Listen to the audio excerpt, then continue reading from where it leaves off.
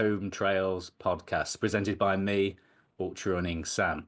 Now, this podcast is part of the Home Trails media entity that encompasses our Home Trails documentaries. You may have seen them on YouTube, so where we interview famous ultra runners from around the world and in the UK at the moment.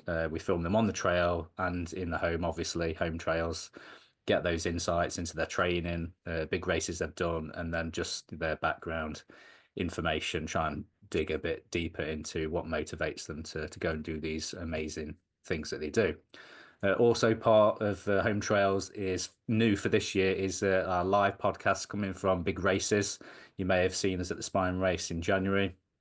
We were there doing our thing all week. Later on in the summer, we will be at the Lap in the Lake District, and then keep your eyes peeled for other races where we'll be popping up and doing media coverage for some big races, hopefully. So, obviously, we have a podcast now, so we'll keep doing this every week. Keep churning out the podcast with famous runners and people in the industry, anyone that we can get on that we feel that you might be interested in related to trail running and ultra running. So on with our guest. Hey, we are re-recording. So welcome back for the third time to the podcast. Welcome back, Paul Booth. Great, thank you. Have I got the record yet? Who's in front of me? I think Damien Hall, I think, still has the record. I think maybe four. I think Charlotte Fisher's getting up there as well. She's a regular on the podcast. You know Charlotte? I don't know. I know of her. Yeah, Um, did well at UTS. yeah, I've got her on my list of people I need to contact because I've got a big study coming up and she'd fit in really well. And Yeah, should and be fun. obviously I know Damien really well, and he's taken part in some of my PhD studies previously. I'm trying to get him roped in for the next one. So yeah, so I've got one more to catch up with those guys. So I'll get working on something interesting. Yeah. No, you're always welcome on this podcast, mate. Appreciate your insights and a lot of stuff. So what sort of triggered this conversation was me hearing about Tom Evans, doing so well at UTMB. And in his interviews he spoke about I knew he'd been working with you obviously, um, on his nutrition and everything. And he sort of spoke about how you tailored his nutrition to sort of the terrain and everything like that. And I thought that makes perfect sense, and that's something that you probably sometimes we do that intuitively, don't we? But to hear somebody say that they like purposefully did that, I thought that was really interesting. So I suppose, yeah, do you want to start there talking about you work with Tom Evans then? Yeah, sure. And I can make, 'cause, yeah, on UTMB, I did the double as well. So um, I only had well, I had the Solomon team, obviously, but I had two independent clients in UTMB. Just happens that they were Tom Evans and Ruth Croft. So I managed to get the male and female winners in there, which was great. But it was very similar structure with each actually in terms of our approach. But the brief was slightly different for both. So Tom came to me and we were chatting. He said, "Oh, can we work together?" I was like, "Yeah, definitely." So I started working with Tom, quite a few months out from UTMB. So we probably started to work together actually before he had his baby. So it's probably around March time-ish, March, April time-ish, if I remember off the top of my head, where I started w working with Ruth a little bit later. But I'll kind of come on to that a little bit. So from the outset, like Tom was like, right, this year I'm determined to win UTMB. But one of my major issues and the reason why I feel I've DNF'd on the previous two occasions is all down to nutrition. So the brief initially was to, make sure we've got a solid nutrition plan that's going to work for him, but that's also not going to give him gut distress, and it's not going to essentially it's going to help him fulfill, his promise of winning the race or at least getting on the podium. Um, so right down the line, we started looking at his training. So I'll dip into his training peaks, look at that, and then we'll tailor his nutrition around that. So with Tom, like the kind of key things were more than anything, just adjusting his meals a little bit, particularly kind of breakfast and lunch. And then the big thing was just adjusting the timing around those to support his training as much as possible. So by going in really early, we can start to make sure that his nutrition is supporting his training load, and obviously supporting his recovery so he can perform better at the next session. So Mm. that's going to increase his overall performance, and actually he should be able to adapt better through that Mm. as well. So that's kind of one of the early things we put in, like way What before we were was even talking about a race nutrition plan. so sorry to interrupt you, All Paul. right. When you talk about altering, the timings of his, breakfast and lunch and stuff, was this like a massive change for him? Like, were you completely overhauling what he eats and what time he eats and everything, or was this just like subtle adjustments? Yeah, so like quite sort of just because if you go in with anyone, and I've probably only ever seen two people where I've had to make massive changes, and one of those would only ever eat fried chicken. Like even for breakfast, it was like fried chicken. It was an American athlete. So I said, look, you're getting plenty of protein in there, but we're gonna have to make some changes and add something else. So that's the only one where there's ever been a major change. But with everybody, you've got to make subtle changes purely because, like, when you eat, like it's about behaviors and habits. And if you try and do too much, it's just going to backfire. So Mm. again, even if you see you've got a lot to do, you've just got to go in a tiny step at a time. So Mm. the first thing was just changing his breakfast around a little bit, and essentially adding a bit more protein to it, adding a little bit more carbs, and like working with what he had, but adding to it as well. And then the second thing was, thinking that first session in the day, like what he was doing immediately after that. And sometimes he'd leave it quite a long time before he had lunch. And actually, the key thing there, we wanted to put in a pretty solid recovery snack in immediately after that, and then another snack, and then lunch. So he would have the best chance of recovery. So Mm. he's recovering then for the next day, but also for the session he will do later on that day, because he always does at least 2 sessions a day as an elite athlete. Mm. So again, what we know there is, he's going to restore his glycogen much faster. He's going to be able to perform a little bit better on those sessions as well.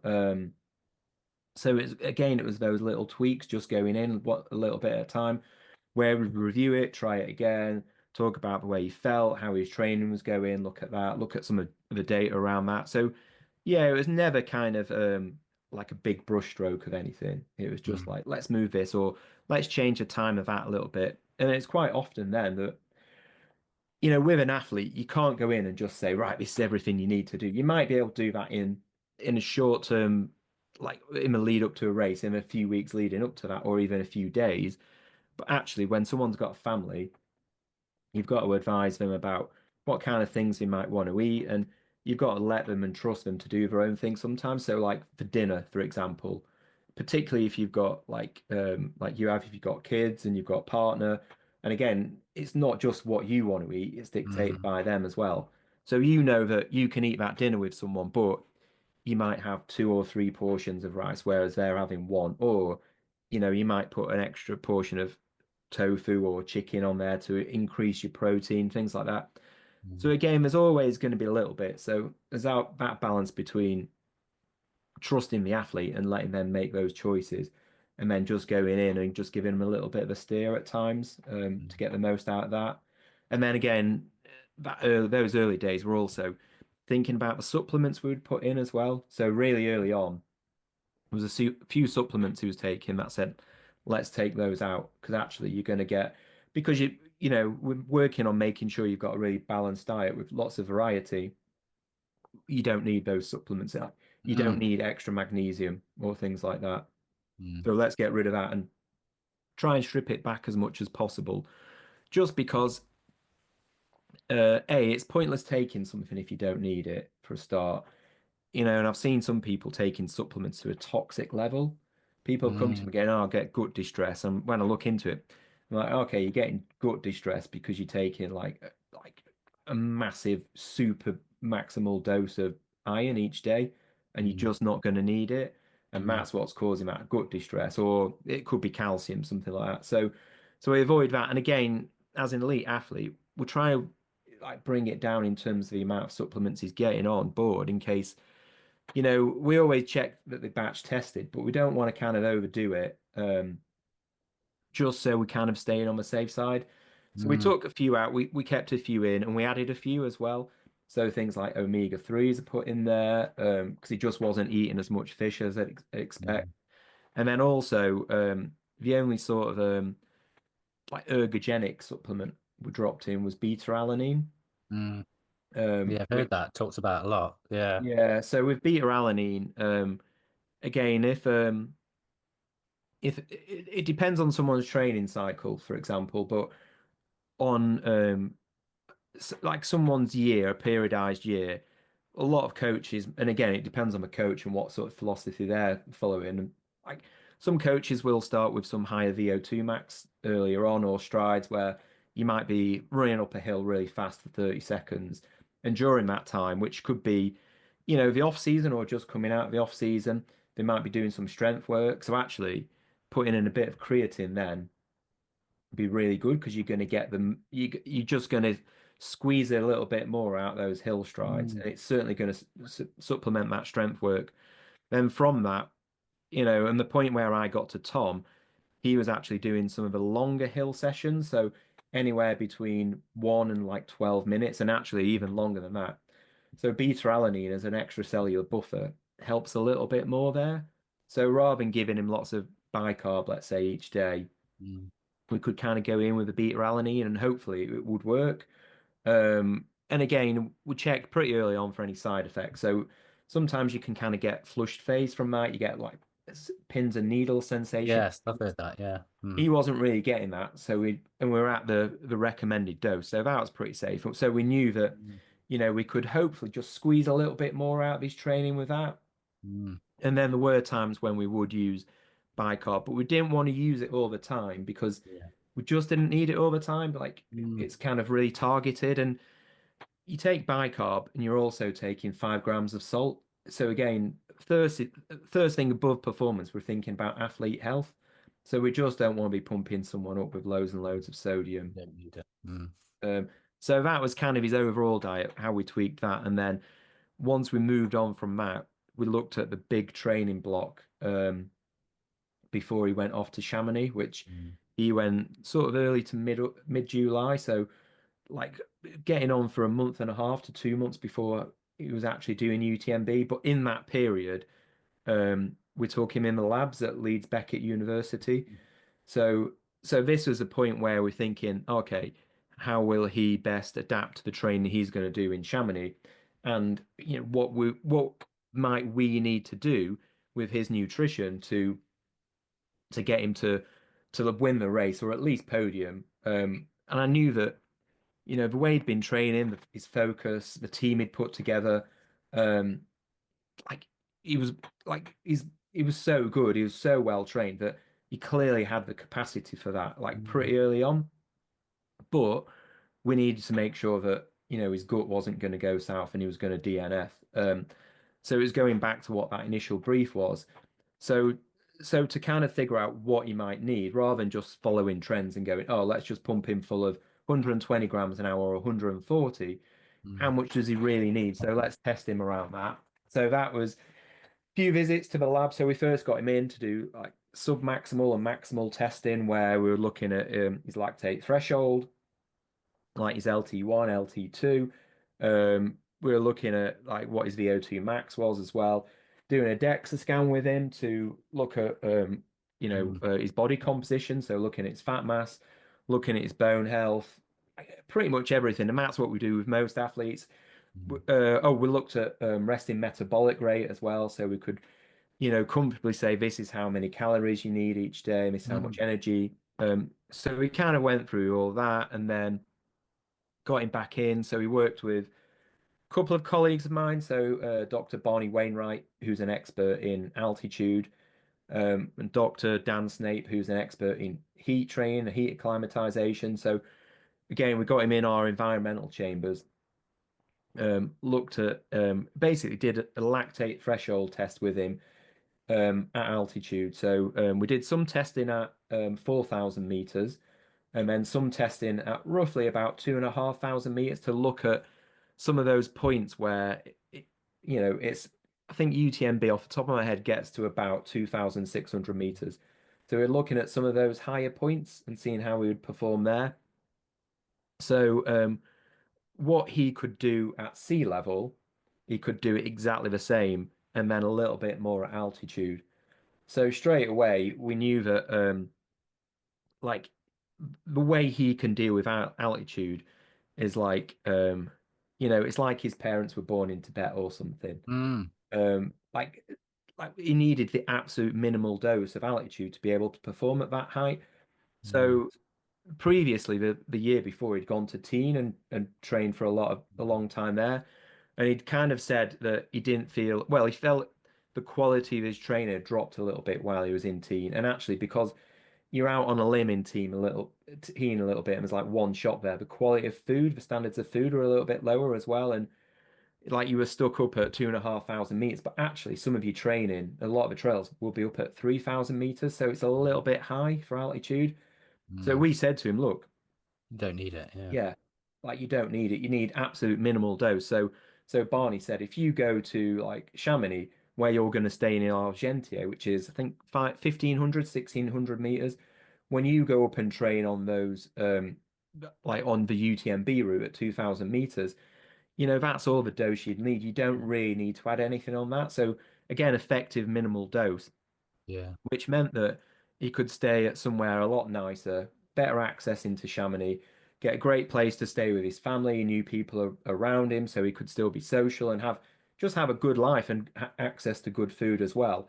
And just train on the actual UTMB route a lot more Mm. and really get to know that. And that was so good because he could do like better quality training then. So some of Mm. that higher intensity work, he was more capable of doing it. And again, there's a lot of research out there that says like the more familiar you are, the more experienced you are on a certain course, then actually the stronger you will perform on that course. So it opened that doorway up for him as well. So he could go and train on certain sections at night. So, like, every day he was out playing on the UTMB course and sessioning certain sections and, like looking at how intense they were and things like that. So that was really good. And then the second thing Dan did with him was to do some like a heat tolerance test. So look at how he coped in the heat, which again was really great.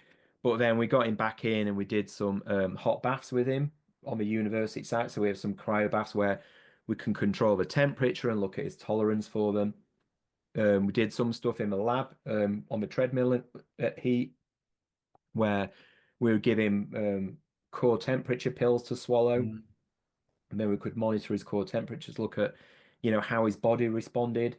And then we gave him an overall plan to take away with him as well, which was in the build up to UTMB. But again, that was always effective minimal dose. So Mm. the protocol was 3 sessions of heat work each week, and then we did exactly the same for Ruth. So again, she was already in Annecy at that point, and then she was doing some altitude work in teen.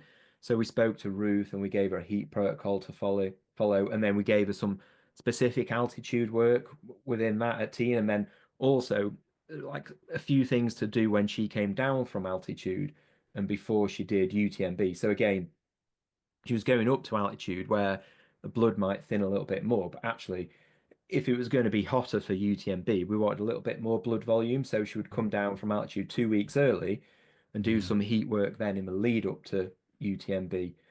Um, Obviously, UTMB wasn't as hot as we expected. It was extremely cold at the start and particularly above 2,000 meters. But, you know, this work's really important anyway. So we had to cover that. And again, both of them did really well. So we can't doubt that. Going back to the other lab work we did, so some of that was also around substrate metabolism. So when we got Tom in those early tests, what we noticed, first of all, in his sub-max test was running at a high speed, like a speed that if he could, average his intensity all the way around for, I can't remember what it was, it's probably about 14K off the top of my head. His heart rate at that, if he could, do that as an average all the way around UTMB, which he could quite easily, then he would win UTMB. But Mm. at that pace, he was still burning something like 1.3 grams a minute of fat. Mm. which meant that his carbohydrate needs at that intensity were much lower. They're Mm. only roughly, he was only oxidizing roughly about 60 grams an hour. So straight away, we knew that we didn't need to go in mega high Yeah. with the carbs because, again, like we had that data there and we'd seen that he's Mm. an elite athlete, he's probably the best in the world at the moment, particularly after his performance at UTMB. So he's got so much mitochondria. He's just so good at like Mm. utilizing fat. He's got such a high pace and such a high VO2 max that, for the likes of me and you, would be broken pretty quickly trying to run at that pace. But for him, that's quite literally a walk in the park. So we knew what we're working with, and we knew that, we didn't have to go in at 120 or Mm. 140 grams.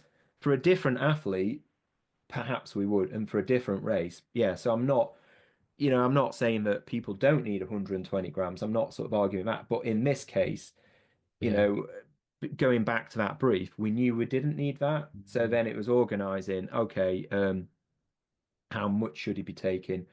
So then we got him back in the lab again and we broke the race down. We said, okay, let's look at what your overall average pace will be. For the flat sections, some of the easier sections, let's look at your heart rate. Let's look at lots of variables there. And we will test you at that in the lab. And then let's look at a few key places where you're working at higher intensity, which might be certain climbs or places where you felt you fatigued in the past, or places where we think you may be able to make a breakaway on the race, where you might be able Mm. to get in front ahead of someone else. So we broke that down into sort of kind of three different paces overall and three different intensities. And then we got him in his full kit. We got him with poles and everything ready for the race. Then we did a like sort of, I can't remember. It's about 36 hours before we got him in the lab. We did a glycogen depleting exercise with him. So Scott, who his coach is, um, he put it in Training Peak. So he did this like really kind of extensive like glycogen depleting exercise where it's working at a really high rate just to bring glycogen down as much as possible.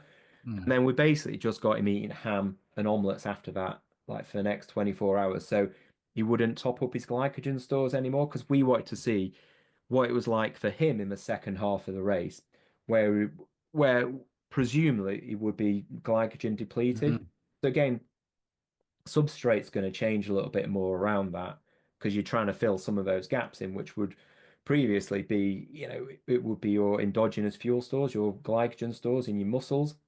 Mm. So we got him in the lab at that point, gave him some stable isotopes in a carbohydrate, glucose fructose drink at 110 grams an hour.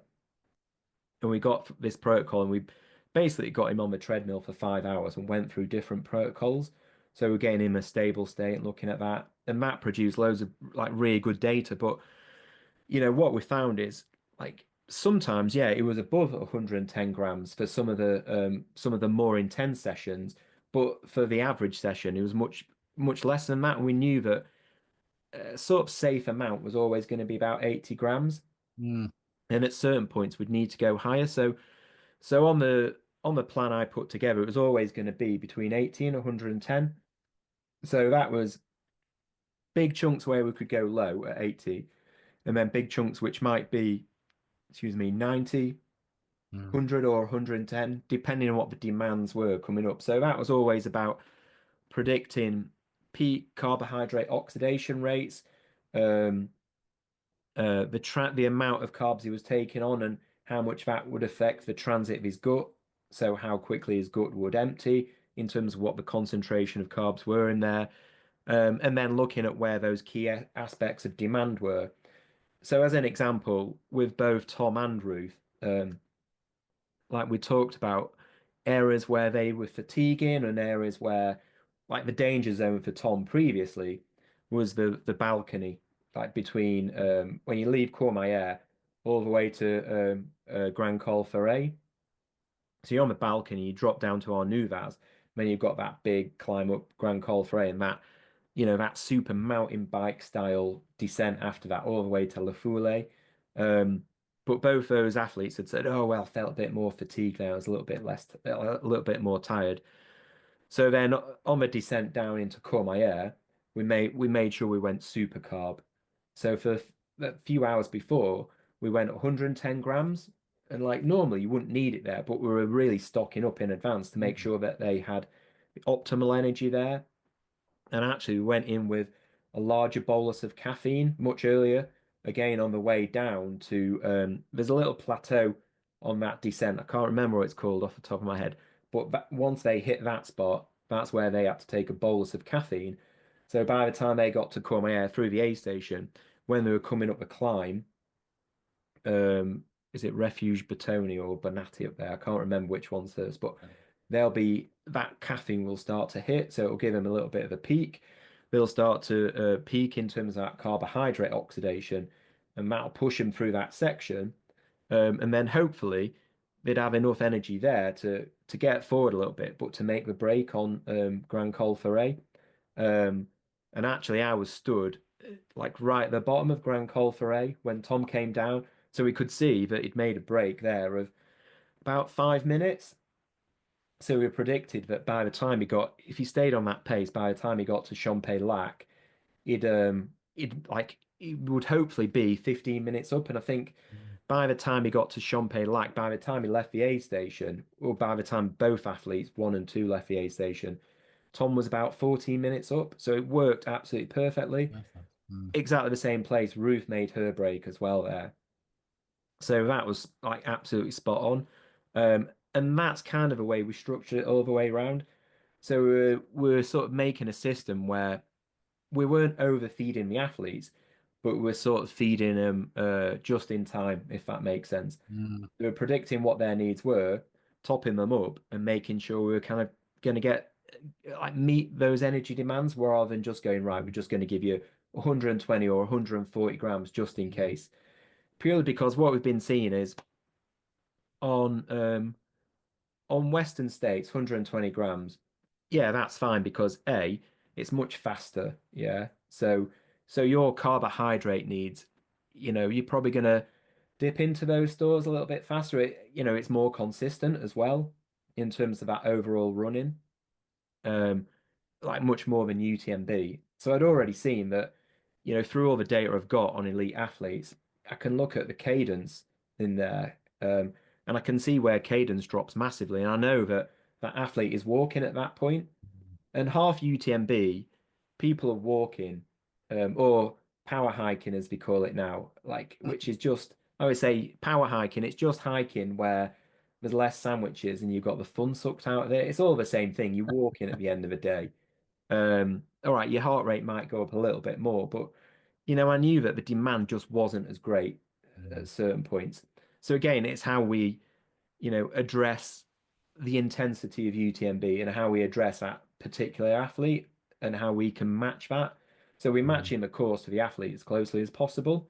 And that's what I was saying at the start. For a different athlete in a different course, we would do something else.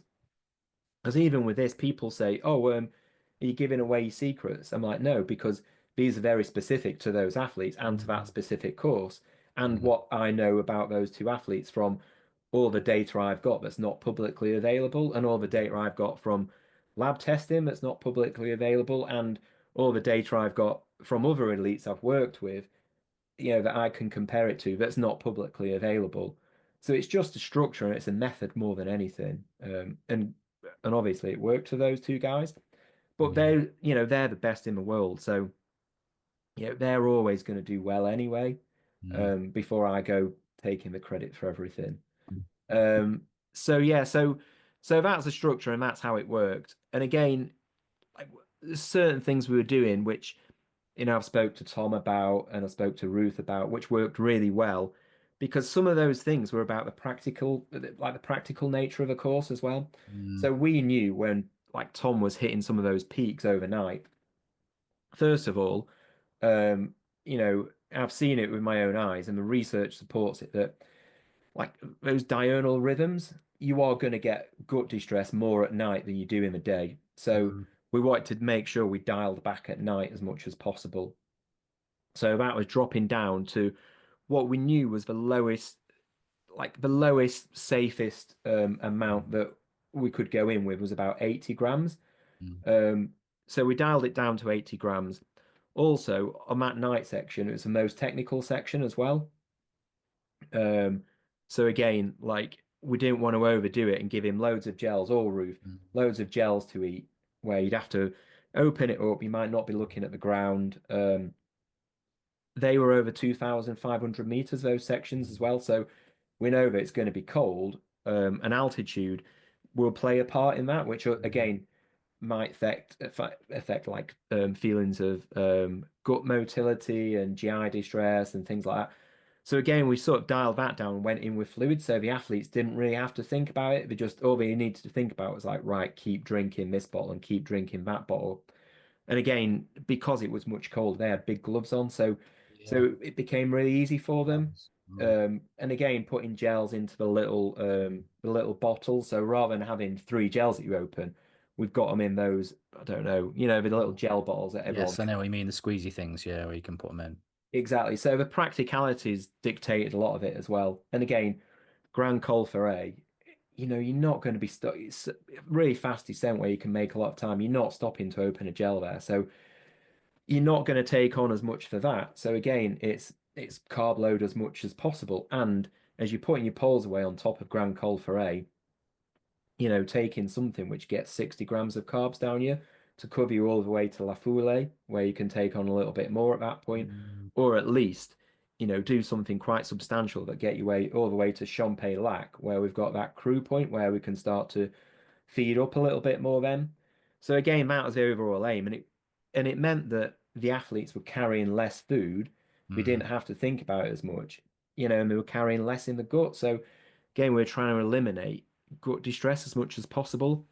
The brief with both athletes was slightly different. So with Tom, it was like, yeah, I want to perform at my absolute best, so I need that energy. But at the same time, I want to make sure I'm reducing the risk of gut distress as much as possible. So with Tom, it was dialing down the amount of carbohydrates he took Mm. on, um, in Didn't he order. say? Sorry to interrupt. Didn't he say this? I'm sure I heard him say it in an interview that about the amount that he was sort of I forgot what the point I was going to make now. It's gone out of my head. Um, to do with the amount that he was taking and how it was kind of like more of like a sledgehammer effect like before, like you were sort of hitting it with maximum amounts of and he'd sort of said that he'd kind of blamed his DNFs on gut issues and stuff whereas now he knows that it's not gut issues, it's just not having the correct amounts at certain times and Yeah, sort of exactly. that Yeah. sledgehammer effect of like 120 grams, boom, that's what you should be having, but it doesn't work like that, does it? And him saying that was the kind of change that he thought was had worked really well for him, that he couldn't, you can't blame your stomach, you just haven't got the plan right. Yeah, exactly. Yeah, yeah, and that's it. So working with both Tom and Ruth, it's really easy because they've got so much experience. So it's good you can work with them, and they'll bring so much more to the table in terms of that direction and the intricate knowledge of the course and things like Mm. that. So yeah, so that is kind of one factor. And what we did with that as well is any point when he was kind of doing high carb, let's say. If he was doing that for a few hours, we'd always follow it with another section where he was doing lower carb. So we'd Mm. just give him that. Is it able for his gut to ease off a little bit as well? And exactly the same for Ruth, because Ruth, her brief was slightly different in the fact that, um, she's won everything. Yeah, she's a brilliant athlete. But the year before, she came second at UTMB. But I think she had like, and again, someone write in and tell me I'm wrong if I am wrong, but I'm pretty sure she had some of the second half fastest split times ever in Mm. UTMB for Yeah, I recall 2024. that. Yeah, I recall something about Um, that. so she knew that like she was faster. So she said, right, this year I want to be more aggressive, but that means fueling better, having a more structured fueling plan, and actually ensuring that I'm meeting those energy needs. So actually, Ruth was the opposite. we were trying to turn up the amount of carbs we had. Mm. Um, but it's always an unknown factor because, if someone's comfortable taking a certain amount, and then you start to add more, then you're like, okay, will this cause gut distress? So my predicament and the thing I was shitting my pants about for weeks before UTMB was if Tom gets gut issues, no, sorry, if Tom like has low energy on UTMB, yeah, and gets fatigued, it's my fault. If Ruth gets gut issues and DNFs from UTMB, it's my fault. Both of them said to me, "Don't worry, you're just doing your job." But you Yeah. can't help worrying about Yeah. that 'cause I know that both these athletes are more than capable of winning it. Mm. So this is the thing, like as a nutritionist, this is where the problem is. Coaches get away with it. Mm. Coaches, it's never, no one ever points the finger at them. It's always a Yeah. They just had a nutritionist. bad day. Just had a bad day. Yeah. Exactly. Yeah. It's like, oh well, you didn't do those hill interviews that I said a few months ago. Ah, shit, if I did them, I would have won it. So yeah, so that's a risk. So actually, with both of them, we went in with a really structured gut plan in advance, which I Mm. started pretty early, and Mm. then we worked with lots and lots and lots of different brands and different products, and then yeah, I'd be speaking to those athletes every day like a normal coach would, Mm. directing them all around that as Mm. well, and then yeah, manipulating the diet as much as possible in the weeks leading up to UTMB as well, and also trying to keep the athletes safe and protected as much as possible from, in Mm. terms of health, so from getting ill or bacteria from anybody else, things like that. Because again, one of the biggest problems that many people probably attest to that like the number one thing about UTMB is actually getting to the start line healthy. Because you go to Chamonix before UTMB, you go out, you bump into a load of mates, you go for drinks, you have dinners. Chamonix acts like an international airport. Like Mm. it's just a germ zone basically. Mm. But you can't help yourself because it's so exciting at UTMB week. Like my advice to people would be go 3 days before UTMB, lock yourself up, and then go and party in the week after it. Mm. Um, our Solomon camp, for instance, we changed all the water to bottled water in the 2 days leading up to UTMB Ah, because the that's good. previous year, so many people who Yeah. DNF'd UTMB really Mm. early had gut distress. Mm. You think, okay, like that gut distress, is it the fact that, Chamonix all of a sudden just got like 100,000 people extra and the Yeah. amount of pressure that's putting on the water system there? Mm. So again, you've got to kind of look at all these little different things. So Mm. again, with the athletes I was working with in particular, we're making sure we're like leaving no stone unturned. And I think that's the name of Tom's films that he's got out at the moment, which I'm part of I've done the trilogy now. I'm in the Yeah. whole No, set. no stone unturned. Yeah. Yeah. The whole thing with the like attrition last year, I think I'd mentioned this to somebody else who did I interview? It might have been Josh Wade when I spoke to Josh about, because he'd had trouble last year with his gut early on and everything. And I was saying, there was, you didn't really hear any stories of that this year. So Yeah. is that purely down to something literally in the water last year then? And that this year everyone's a bit more conscious of it?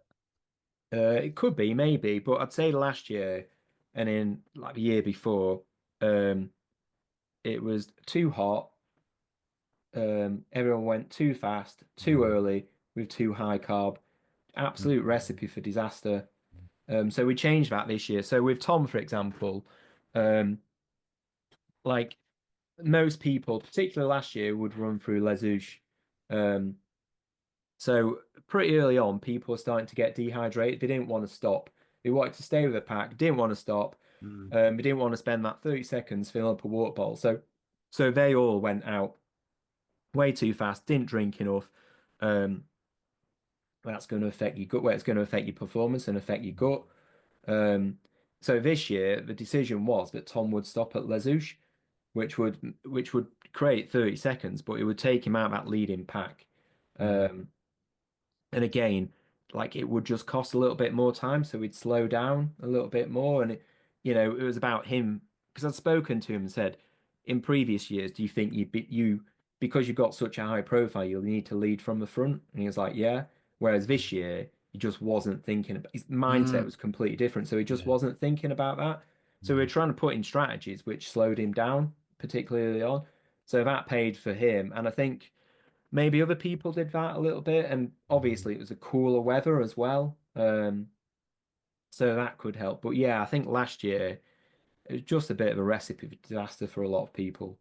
Just trying to go too fast, like too early, and just Mm. trying to whack in 120 grams on that first hour when actually, if you look at the science, and we made some massive changes with both Tom and Ruth in those first 2 hours this year because we were worried that by taking that high amount, some of the research points to the fact that you will start to burn through some of your endogenous glycogen stores a little bit more early on if you start to go over 100 grams an hour. There's a few papers that point at that. So we're wary of that, and we What thought, causes actually, that then? What causes that? well, like there's a couple of papers from my uni, actually, Leeds Becket University, and that's Andy King is a lead author on those. We're not too sure, but and then there's a few other bits from different researchers as well. Yeah, we're not 100% sure on the mechanism, but again, if you what we see in the lab is you feed someone a load of carbs, and all of a sudden, like the body will start to use more carbs, and Mm. that'll suppress fat oxidation. So basically, you feed your body a load of carbs, and it will just want to use carbs, and again, you will just get a little bit more glycogen use in there. Mm. Not 100% sure why, whether it's just overloading the gut transporters, and something's going on there. Or it knows that more glycogen's coming in, so it can afford to use the glycogen quicker. I don't know. It could be increased insulin as well, something like Mm. that. Uh, yeah, I'm not 100% sure on that one. But again, in the papers, they do call it this overload effect. So I was always cautious of that, and realizing we'd probably like so long as we did a really good carb load in advance, and ate solidly that day, like they both topped up, and we knew that we could kind of go in a little bit later with the slightly higher carb, but we could Mm. always keep that within a safe range, purely to make sure that it was supporting and protecting liver glycogen as much as Mm. possible. Do you think that sort of come like with does that tie in with the anecdotes that you used to hear of the like low carb runners? I don't know, we've had this conversation many times before. Um, but that anecdotally, that was something that they kind of pinpointed that they would do. So obviously, people like Zach Bitter, he would openly sort of say he was low carb, but then he would use carbs when he was racing, and he wouldn't use them straight away. He would wait like an hour before he started to. Do you think that's that same mechanism that, or is it just that they were just trying to force themselves to stay in a fat burning state? Yeah, probably. So again, if you if you ease off on the carbs more earlier on, then it's going to promote fat burning more. Whereas if you just start hitting the carbs straight away, your body's going to want to use carbs more. Mm. Um, so they probably did it for that. For most people, particularly at the elite end, we just want to start feeding someone as quickly as possible, Yeah. to make sure we're getting the carbs in that system. So they're always going to have carbohydrate availability at any point, particularly in ultra, when at some point you are going to deplete carbs, but we want to be getting that right to a point where we're taking enough to protect liver glycogen Mm. throughout. So like, you're not going to be dipping into that and bonking at any point. Yeah. Uh, so that's always a balance. And that was particularly with Tom, that was a balance there. It was just getting that right. Mm. And I think we did in the fact that he had the second half fastest split ever recorded Wow. from, I think, Champay to Chamonix. I think he had the fastest ever time. Mm. So, Still big money, yeah. so clearly his nutrition was on point there. Mm. And again, I'm not taking all the credit for him because Mm. he is like a world-class athlete. Yeah. An outlier. Mm. Exactly. But there, I mean, again, when you see his training, when you talk to him, he's an absolute professional, Yeah. and he's great because someone will direct him to do something and he will do it. So Mm. again, his training's tough. It's not exciting, a lot of it, Mm.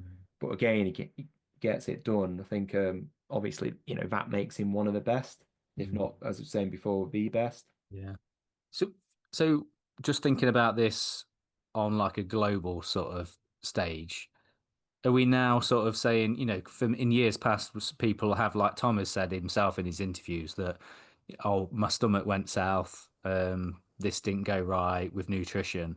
Are we moving out of that sort of phase now where people can say, oh, blame nutrition? Is this something that can be rolled out? Is it available to everybody that you can, with enough sort of investment in yourself, you can make these plans for yourself and do exactly like not exactly like you've done, but a sort of a rough version of that for yourself so that so you can start to eliminate any problems with gut in a race.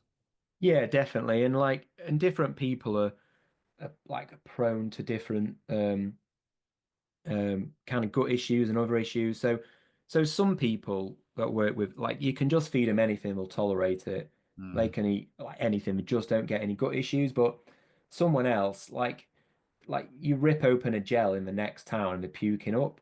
Like mm, some people just can't go near it at all. So again, I'd say there's a big thing between again what we actually need and what's tolerated. So if for example someone's doing a 14-hour race and they're taking on 140 grams an hour, then the chances are they're not going to use all those carbs, but they are just tolerating them, and that's different. mm. So for me, I always say, look, if It's the David Roach equation, that isn't it? exactly, yeah, which I understand what he's doing, and on one side I quite like it, the fact that he's promoted like people to actually fuel better. But for a lot of the time, and for the majority of people, you don't need to go that high. Like most definitely not. And that's for sure. And again, I've seen that through the lab data. And this is what I'm constantly saying, like, follow the science. Like just because someone's saying take this much, it doesn't necessarily mean you need to, because there's no actual science to support that. There's great science to say that if you take 120 grams per hour, it'll support recovery. And I can understand why that is, because there's different mechanisms going on. You're not going to put that same metabolic burden and stress upon yourself. You're going to resynthesize glycogen much faster. So yeah, so that makes perfect sense. So if you've got a high training block, let's say in the lead up to an event, then going high on the carbs would be good because you recover better. You'd be doing a little bit of gut train as well, and actually because you're fueling properly, your performance would go up. So It's a so win-win. it's the Mm, right place at the right time. On a race, perhaps not, mm, because we always overtrain the gut. So we've got a buffer zone. mm, So the amount I was asking Tom and Ruth to take in training, we knew we would never get near that, but we wanted to make sure we had that wide buffer, like just in case. So the gut could put with a certain amount, but it never had to take on that much. So, it was never overstressed, so to speak. But again, for most people, I'd say, look, if you can tolerate, let's say, 100 grams, and for the likes of me and you, I'm not lumping you into the same. I know you've done well in races before, and you're Fair better than a view. mid-packer Fair like view. me. Um, but the likes of us, we probably don't need 120 grams an No, hour. We I definitely don't. Yeah. if we, you know, if I got my shit together and actually trained well and stopped breaking bits of my body, That's you me know, as well. and I was able, it's an age thing, definitely, and a time thing. But yeah, maybe, I was racing fast, like maybe 90 or 100, 100, even 110 grams an hour, depending on the course and how hard I was hitting it, would suffice pretty well. And I'd say if it's like the Lakeland 50, if it's going to say take anywhere between 8 and 10 hours on a good day, um, then yeah, like that'd more than do. And if I can tolerate some of those higher carbohydrate numbers and not get any gut distress, then yeah, I'm going to go for the highest number possible. Mm, And again, I might be overshooting a little bit, but if that feels all right on my gut, then yeah, I'll follow that, because it's better to go for a little bit more than not enough, and just kind of get to chapel style and think, oh my God, I'm bonking here, and your race is going to DNF. But you certainly don't need to be going up to 140 or beyond that. And again, I work with like a lot of elite athletes, a lot of absolutely legendary athletes who've won, UTMB multiple times and things like that. So I kind of get to see what goes on, and you'd be surprised how many athletes there are who've won UTMB and Western States on nowhere near that. Mm. So, but again, it's horses for courses again, and we are talking about elites who will be able to burn a serious amount of fat. So going back to those lab results, Mm. on those first tests when Tom was hitting 1.3 grams per minute, when we got him back in a glycogen depleted state, he was actually hitting 1.5 grams of fat a minute, whilst also taking on 110 grams of carbs an hour. Wow. So we realized that, most of the energy he needed in terms of calories, like per hour, like the vast majority was able to make through just his endogenous fat stores. And he's got enough fat, certainly, to carry him over around, well, to probably be able to do UTMB, 10 times or so. So we were never in doubt there. And it just meant, okay, that gap that he needs in terms of carbohydrates, Mm. what do we need to fill that up? So we filled that up, and then we added a little bit more on top as well in terms of, there's times when gastric emptying will slow down. There's times also when there might be some malabsorption of carbs. Again, with efficiency, not all those carbs that you take on always get oxidized. Later on, in terms of muscle damage as well, there's the fact that some of those carbohydrates might not be readily absorbed and taken up by his muscle and oxidized. So we sort of looked at all these things and made sure that, we hit those numbers, but we went sufficiently higher and then added a little bit on top of that to cover our backs. Mm. How much of this is, with your experience of seeing people come into the lab over the years, how much of this is like genetic, like pre-programmed with, fat burning levels and how much carbs you can tolerate, and how much is, have you seen people come in at different times and then numbers be like wildly different because of training or something, some other intervention? Yeah, I mean, it's an interesting one. And like, I think, I've not had the luxury to be able to track that over years and years and years. But you do see differences. And again, like training status will make a massive difference, in that level of athlete. But what I also see is there's um there's a paper came out a few weeks ago called the Athlete Participation Framework, which basically it creates tiers for athletes for research. So it like tier 5 is the highest, and it goes down to tier 1. Uh, so like tiers 4 and 5. So tier 4 is elite, and tier 5 is world class. And the Mm. difference there, like there's not many world class athletes out there. Like I would say for ultra running in the UK, there's maybe only two or three at that. Like it might even be less than that. Mm. Whereas there's I mean, again, there's not a hell of a lot of elites, but I know quite a lot of those elites, and I've had a lot of the elites through the lab, and they are, they can perform as well as anyone on the world stage internationally. But what I see with elites is some people come into my lab and they're elite because they're not necessarily genetically gifted. They've worked really hard as an athlete to be able to do that. And actually, the numbers might not stack up, but we're still able to perform and win major races. And actually, a lot of that's because they're so dedicated to being Mm. an accomplished athlete. And actually, those numbers have come up because of that. I mean, there's probably a little bit there as well. They weren't born as someone who's, designed to just sit on the settee and eat Pringles all their lives and things like that. So there's a little bit there. But again, like when we get to that tier 5, that world class, you see all the same things without hard work. But what you see is someone who's also genetically gifted, who was probably born to be an athlete.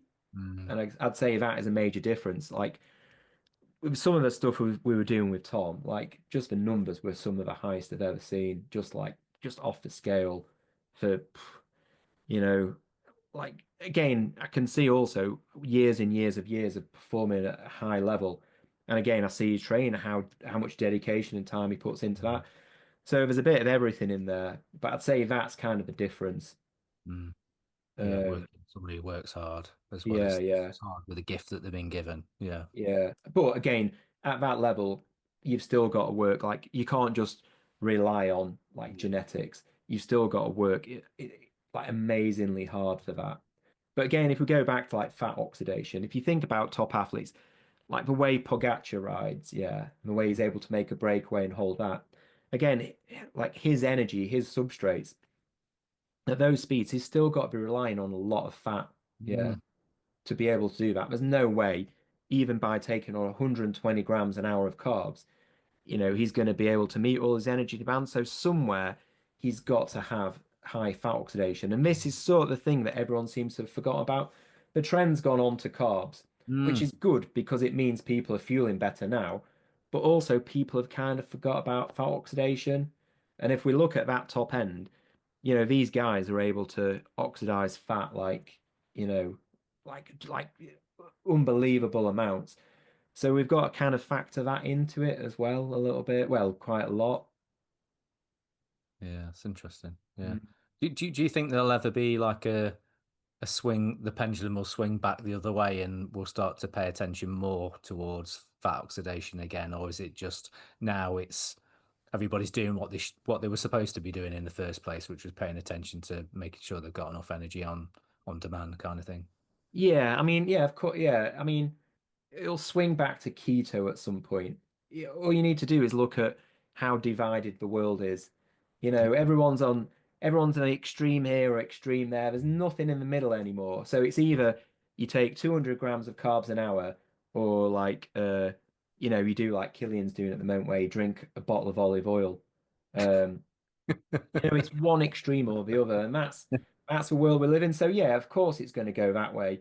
I Mm. do feel some people are bringing the carbs down a little bit now, and actually it's starting to rest for some people who've experimented with this a little bit. It's starting to rest at a relatively stable state, but it'll probably drop down and it'll go back up at some point.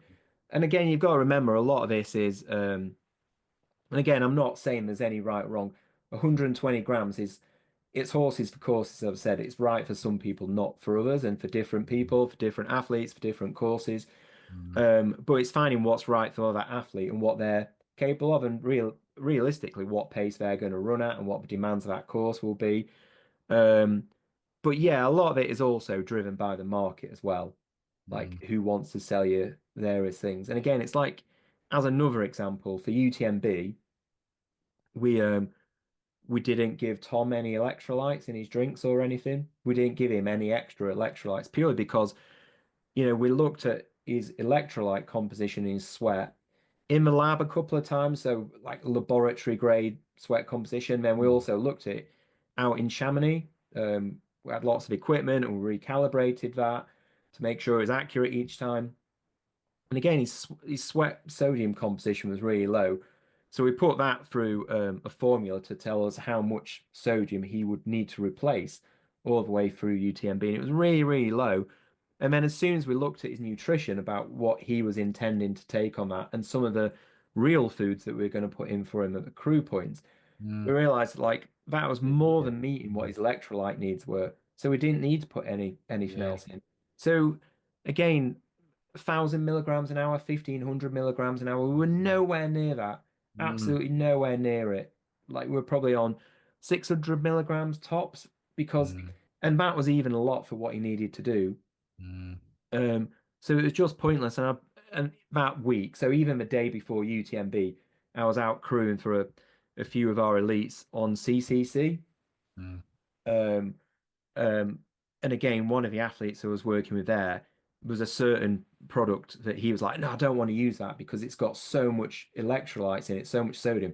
It just makes me swell and it just puts me off. So I won't want to do that. And again, Mm. part of the brief, going right back to the start, was Tom to not have GI issues. So you pump someone with a load of carbohydrates, high concentrated, it's going to increase the osmolality of the gut. Then on top of that, you pump someone with a load of sodium that Mm. they don't need. Again, that's just going to increase that Yeah. osmolality of the gut. So again, there's always that risk of setting his gut off a little bit. So Mm. practically, again, follow the science. What do we actually need? What's a sensible amount?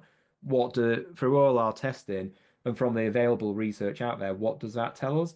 And it Mm. told us that this is how much he needs. And then again, we added a little bit more, pinch of salt, no pun intended. And then Matt more than adequately covered it, and he was absolutely fine. Mm.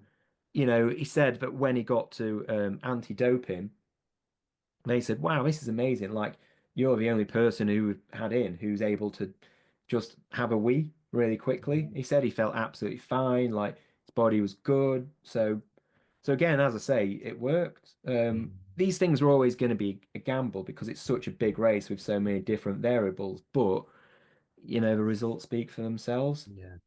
Yeah, everything. You talk about having a good day, don't you? And everything going to plan, and that's like the greatest example of it, isn't it? But Yeah. if you've got to have a plan for everything to go to plan, haven't you? That's the Yeah, thing, isn't it? exactly. Yeah. Hmm, that's interesting. Um, what is the like the next thing in nutrition? And obviously we've talked about the pendulum swinging. There was the low carb era, and then we've seen that massive rush to get maximum carbs in, and people may have sort of overcooked that a little bit. What are people talking about now? Are there any like buzzwords in nutrition at the moment, that next big thing kind of thing? Um, yeah, as in products, not quite sure because everything's sort of out there at the moment. Oh, go back to, yeah. I meant to sort of. I didn't want to interrupt you while you were sort of midstream, but when you were talking about the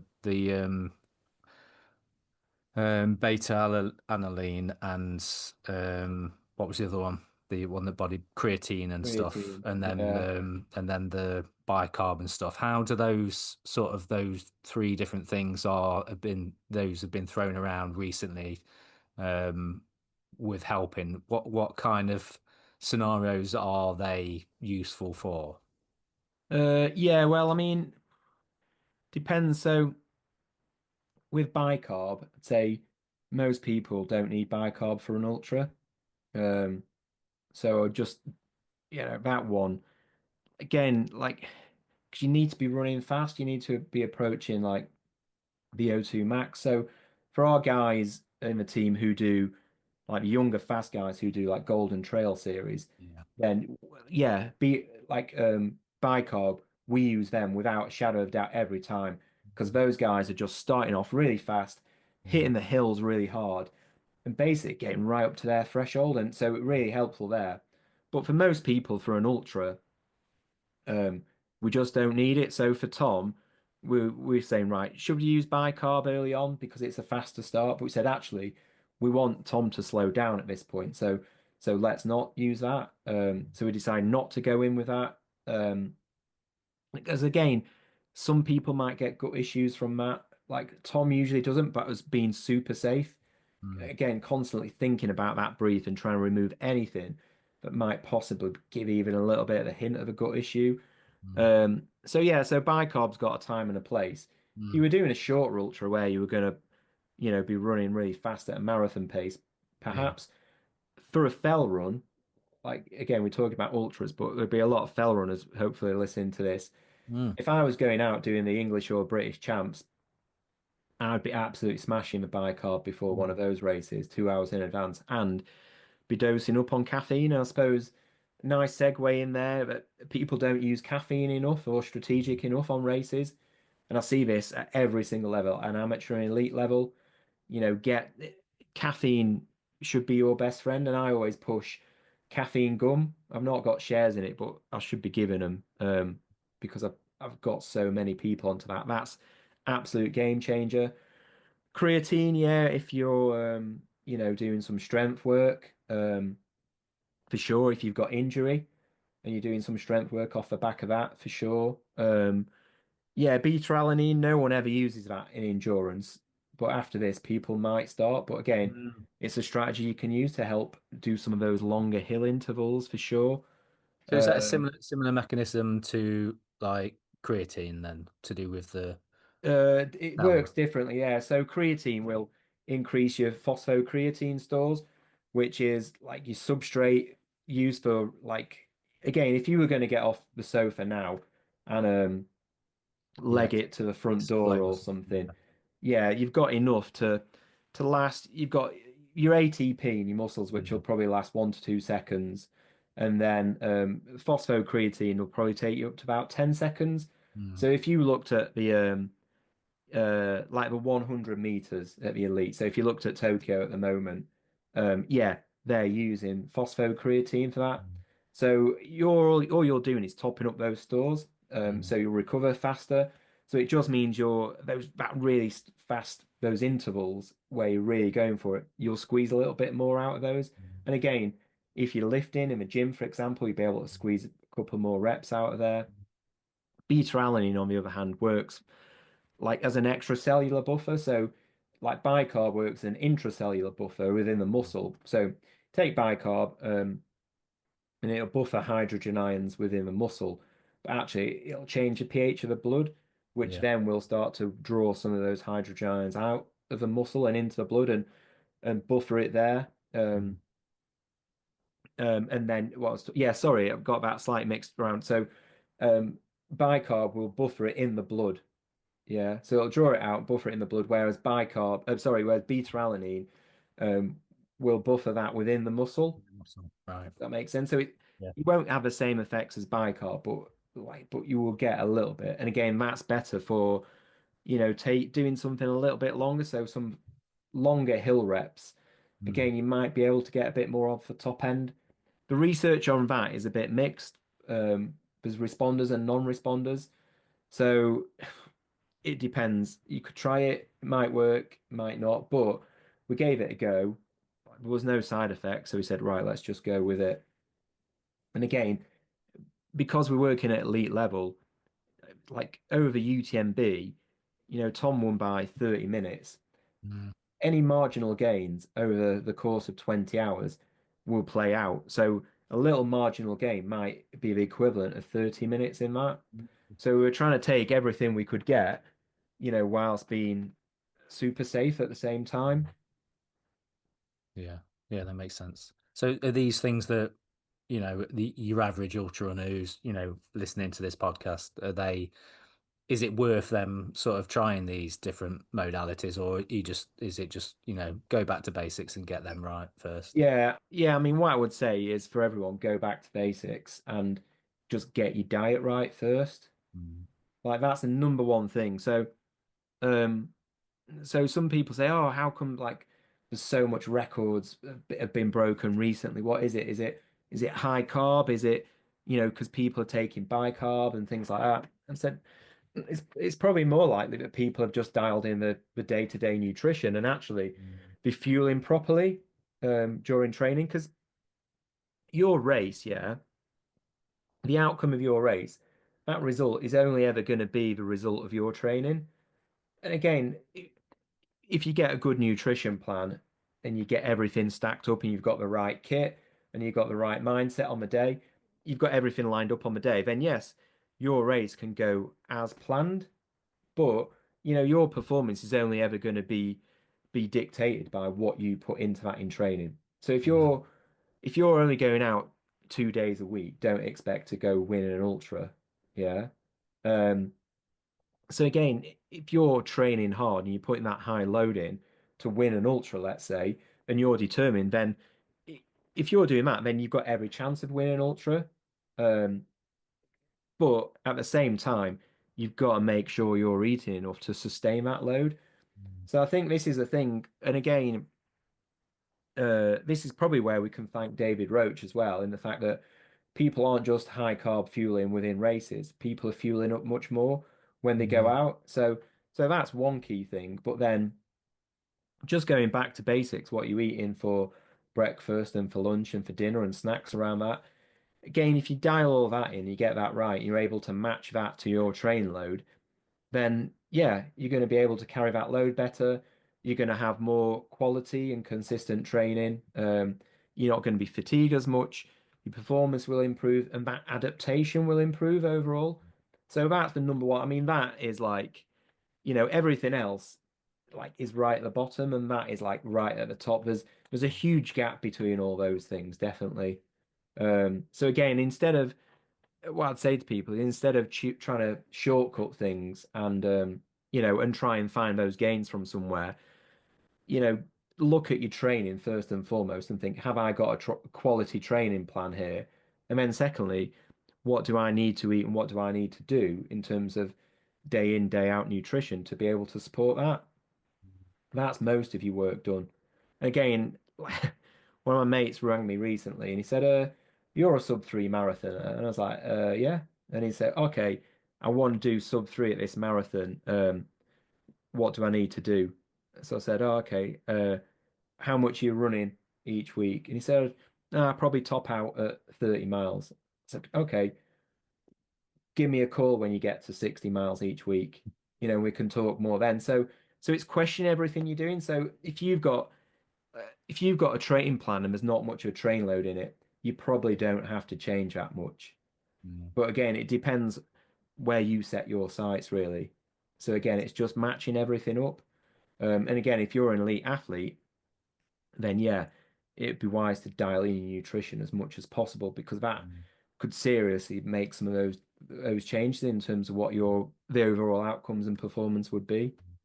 Yeah, yeah. It's so I suppose the message that Tom's sort of giving of like leaving no stone unturned is applies to all of us, doesn't it? So obviously at the elite end, those stones look different to the stones that we're sort of turning over, but the same basic stones are there, aren't they? That you've got to hit certain amounts of training, certain amounts of nutrition just to support your training, and Mm, then start worrying about the finer details later on. yeah, exactly. Yeah. And then above that, like the number one thing is, as much as we're talking about fueling and, my whole PhD and everything I seem to do is about fueling. Right at the very top is about like health and immunity. Because Mm, again, the more you get sick, the more you're going to start to cut out training and the more mm, inconsistent your training will be. Like the number one thing to support for performance is consistent quality training. mm, So again, if you can like stay healthy and have a strong immune system, well, an optimal immune system, let's say, then you're able to have that consistency of training. Then if you eat right to support that training load, then you will have consistent quality training. And again, most of your work's done there. It's just the finer points as kind of when you get close to a race, just dialing it, all those other things in, like your race nutrition plan, gut training, travel, things like that, staying healthy around the race, being prepared for the race, getting the right mindset, stuff like that. mm. Yeah, yeah. It's there's a lot to think about, isn't there, with nutrition. It seems like the sport, even in the time that I've been in it, it seems to have got it. Obviously, it is getting more professional.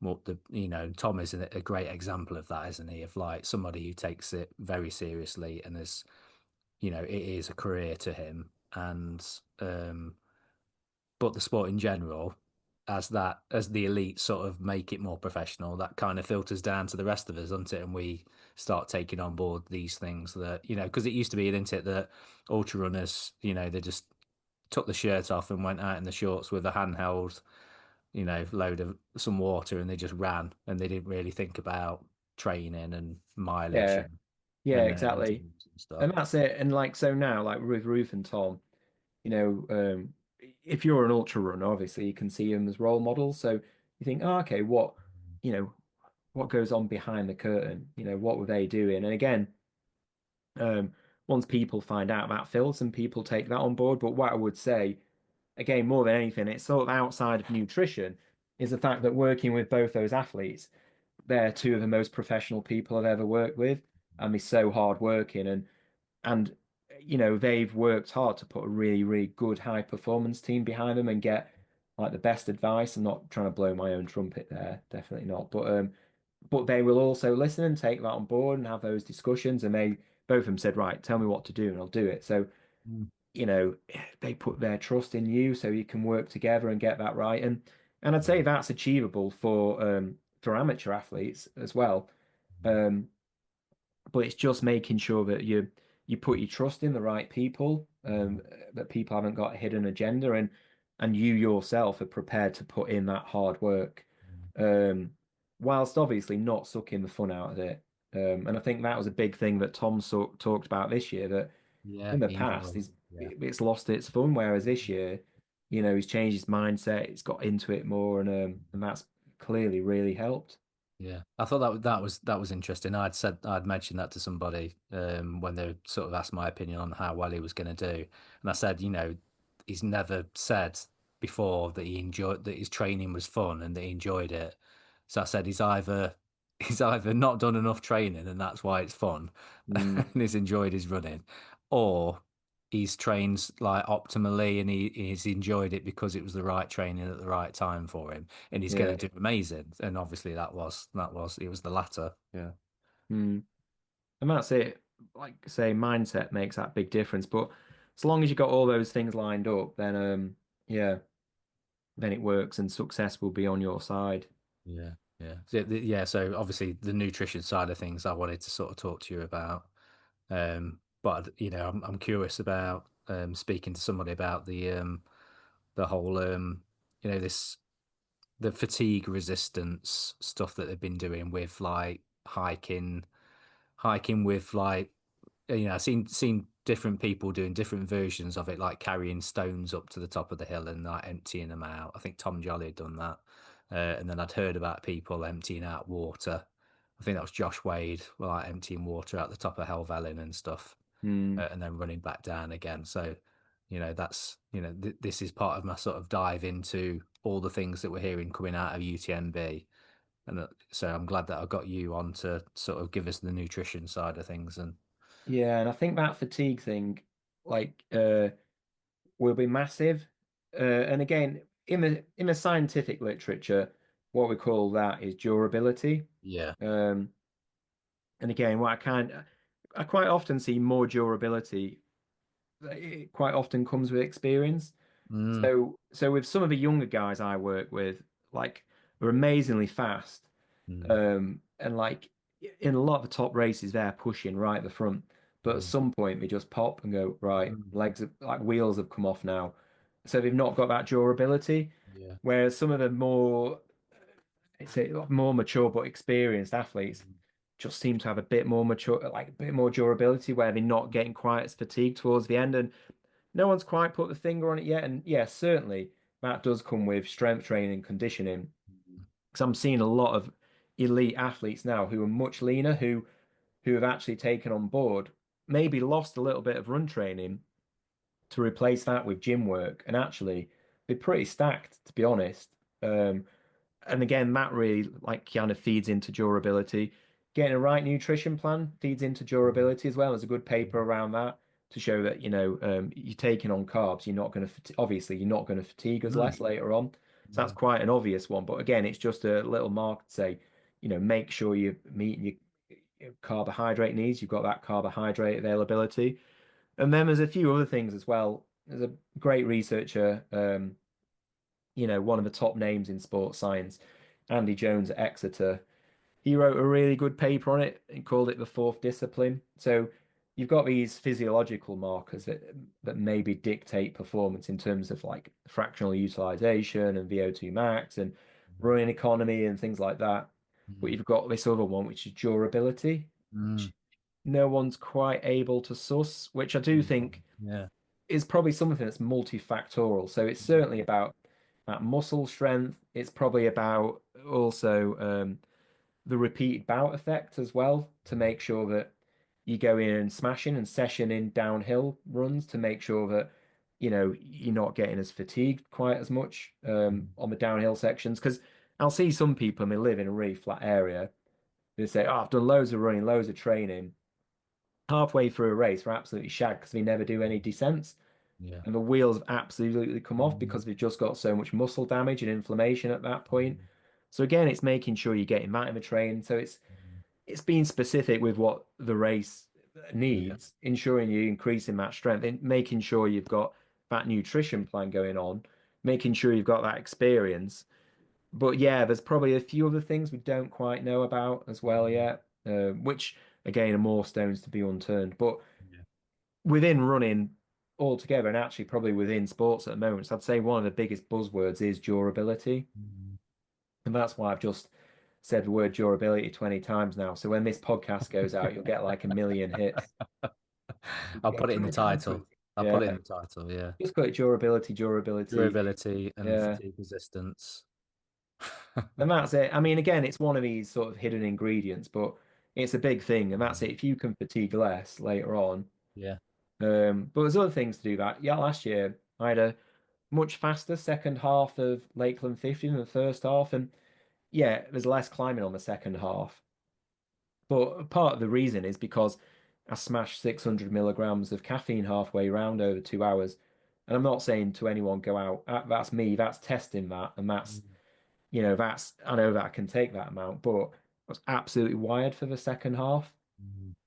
And again, so that enabled me to have stronger durability at a point where previously I might fatigue a little bit more. So again, it's quite nuanced at the same time. Yeah. So would you say that that's something that people need to start implementing more then is just start smashing more caffeine? Yeah, that on other things. I mean, I wouldn't say just start smashing more caffeine, but I'd certainly have a strong caffeine plan going into a race. Yeah. Because again, it's just something it's low hanging fruit that Yeah. people just aren't picking. And people say, oh, it makes me a bit jittery. And I was like, well, you've got to test it out first and you've got to get through that. Once you Yeah. get through the jitters and you're on Mm. the other side, Mm. um, yeah, you've just got to roll with it You, basically. yeah, jitters could just be a sign that you're buzzing with energy and that you got to just release that energy and Yeah, exactly. And you're doing that through the mm. exercise. Yeah, yeah, amazing. So talking the races then, what have you got lined up? Have you got anything lined up? Um, Or have you just is that you done for the summer with Lakeland? yeah, I've got yeah, I was gonna do something next weekend, like a local ultra. I think what is it? Three Peaks Ultra. But I'm gonna do the short. 13 Valleys is next weekend, isn't it? Oh, is it? 13 Valleys, Yeah, yeah. I'm not gonna do that. I'm gonna do one. I think it's around Pennygen, maybe unless it's this weekend coming up. I'm not sure. Or there's a local there's a local road race which I'm gonna do because I get a buzz running in trail shoes on roads past road runners in the road kit. So I might do that. There's a few local trail races as well where I am at the top of the Yorkshire Dales that I might do. But actually, I've not got any big races planned because the next thing I've got is Arc of Attrition Yeah, nice. start of next year. And then, yeah, and what I did at the start of this year, I did a few bike packing races.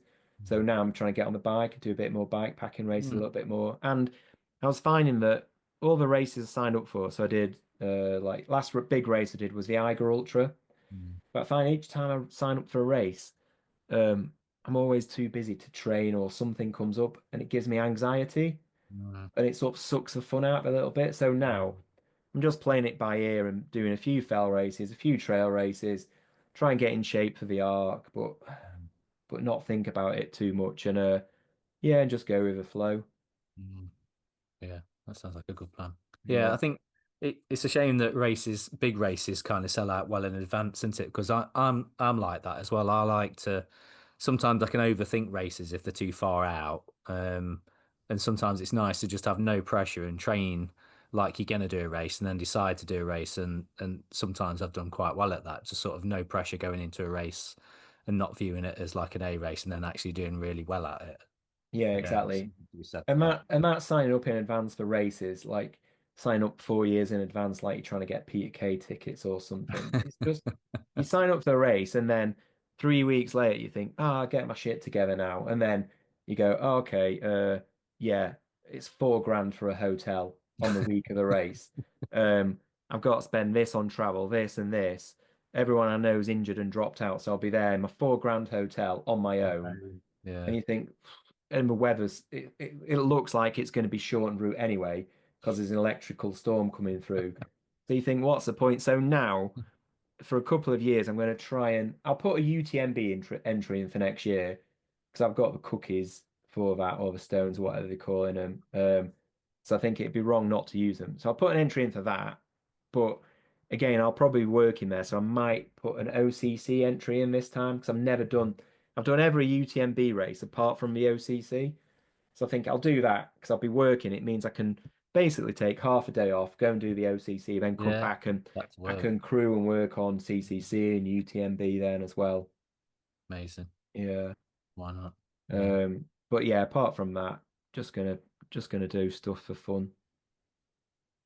Yeah. Yeah, exactly. Yeah. Well, that's what it's supposed to be fun, isn't it?